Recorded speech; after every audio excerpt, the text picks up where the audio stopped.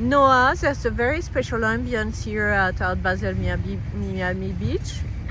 Is it the end of the crisis? Well, look, I mean, I think it may well be. After Paris and then the tremendous week that we all had in the Grand Palais and all the excitement and energy and strong sales in New York with the auctions a few weeks ago, we're just overwhelmed with the response out of the gates here in Miami this year. There's collectors from throughout America, but also internationally, and really great part. A lot of fantastic curators and museum directors, and the initial vibe on the floor is exceptionally high, with a lot of really important sales happening. So we're thrilled, and we hope that it continues through the rest of the week, and that we lean into the new year with newfound optimism. We're really, really happy. But the world is still a mess. People are still worrying.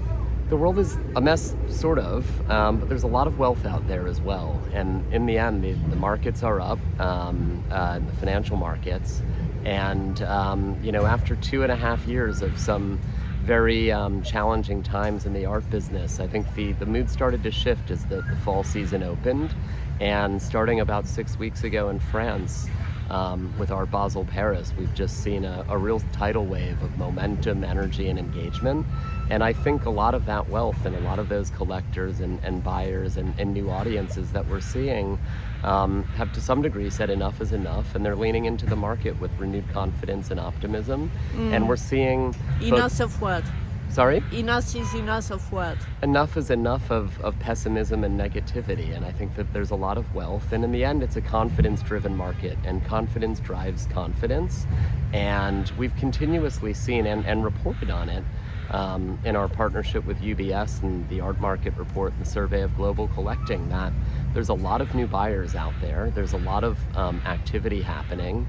We saw it last year where there were, an increase in volume of sales. And I think we're seeing that continue, but price points coming up and up again. A lot of new artists being discovered. And, the inauguration of 010 here this week with an extraordinary James Turrell installation, with Beeple, with Steve in the Bitforms Gallery, and a number of others is extraordinary. And but there are still galleries which are closing.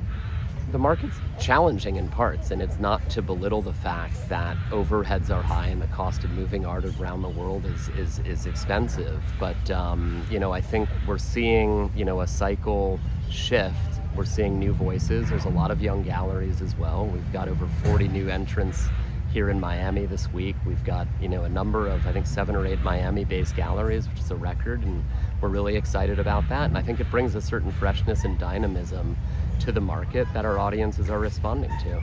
Mm-hmm. And what's the specificity of the American market?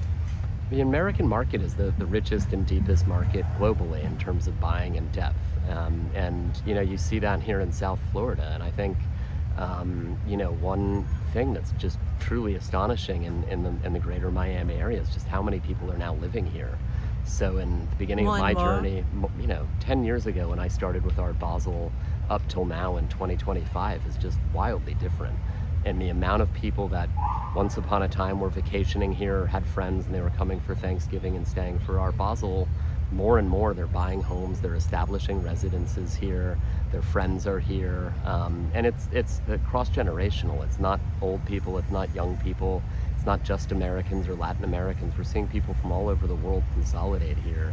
And so the base in greater Miami, up through Palm Beach, Fort Lauderdale, and so on and so forth is extremely dynamic and really thriving. So, but don't you think that people expect the price to be lower now? In what sense? They were paying a lot for trendy artists, and they don't want to pay as much as before. I think it depends. It's quality based. It's artist by artist. It's work by work based. And I think you're seeing certain artists get reappraised and reassessed. Certain discoveries being made, and a lot of new artists entering the frame with a lot of energy.